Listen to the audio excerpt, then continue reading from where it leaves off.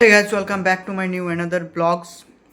তো কালকে যেহেতু সানডে ছিল, তো কালকে তো অফিস আমার ছুটি ছিল, তাই ব্লগসও বানানো হয়নি।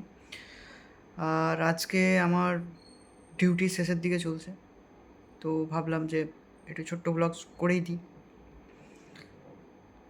তো আজকে যে বিষয়টা নিয়ে কথা বলবো সেটা হচ্ছে যে আমাদেরকে যে বলা হয়েছিল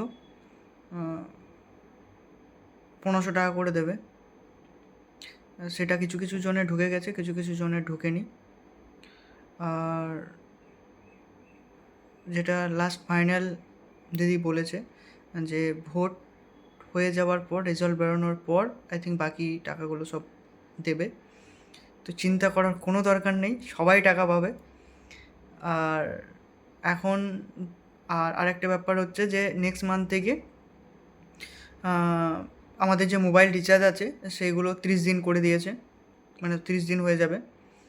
আর আরেকটা যেটা আজকে দেখলাম, কালকে দেখলাম যে আমরা যে ফোনপে, গুগল পে, পেটিএম আগে টাকা ট্রান্সফার করতাম, সেইখানে আমাদেরকে পিন দিতে হতো। এখন পিন দেওয়ার দরকার নেই, এখন শুধুমাত্র ফিঙ্গারপ্রিন্ট দিয়ে দাও, টাকা অটোমেটিক ট্রান্সফার হয়ে যাবে, মানে পিন দেওয়াটা দরকার নেই। তো এটা ভালো করেছে, এটা অনেক দিন আগেই বলা হয়েছিল যে করবে। তো আমি কালকে ট্রাই করলাম, দেখলাম হ্যাঁ হয়ে গেছে।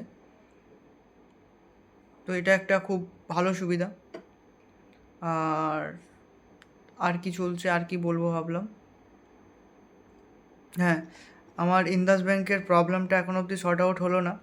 তো আমি আজকে আরবিআইকে ভাবলাম যে মেল করব। তো আরবিআইয়ে মেল তো করে দিয়েছি, শুধু কমপ্লেন করব। তো কমপ্লেনে এত কিছু দিতে হবে, তো সেটাই সবথেকে বড় ব্যাপার যে আমাকে সব কিছু, আমাকে ডিটেলস অ্যাকুরেট দিতে হবে। কবে আমি কমপ্লেন করেছিলাম, তার রিপ্লাই কী এসছে, কোন ডেট, কত টাকা কেটেছে, কোন ব্যাংক, কোন ব্রাঞ্চ, অনেক কিছু দিতে হচ্ছে।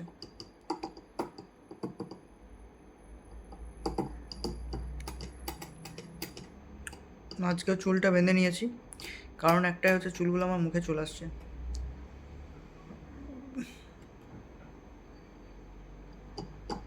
আর আমার এখানে গ্যাসের অনেক সমস্যা, ইসকনেও গ্যাসের প্রচুর সমস্যা, খাবারের প্রবলেম হচ্ছে। বাট যেহেতু আমি আজ প্রায় 9 মাস 10 মাস ধরে যাচ্ছি ইসকন 2 টাইম খাবার খেতে, তো সেই কারণের জন্যে পরিচয় আমার অনেক হয়ে গেছে। মানে আমি বলে বোঝাতে পারবো না। আমি এমন এমন লোককে, মানে এমন এমন লোকের সঙ্গে আমি মানে আমার বন্ধুত্ব হয়েছে, যেগুলো সবাই কথা বলতে ভয় পায়, ঠিক আছে। আর সবথেকে আমার প্লাস পয়েন্ট হচ্ছে তারা বাঙালি, এটা আমার সবথেকে বড় প্লাস পয়েন্ট। যেহেতু বাঙালি, আমরা নর্মালি কথা বলছি, ঠিক আছে, প্রভুজি কেমন আছেন, প্রত্যেক দিন দেখা হয়, প্রত্যেক দিন কথা হয়। তো আমাকে বলছে যে তুমিও জয়েন্ট হয়ে যাও। আমি বললাম এখনও সময় আছে। এখন মানে যে সময়টা আমি পার করছি, এটা পুরোপুরিভাবে কাটিয়ে নিই, তারপরে তো বাকি জীবন তো আছেই। তো ওদের সঙ্গে আমার সম্পর্ক খুব ভালো।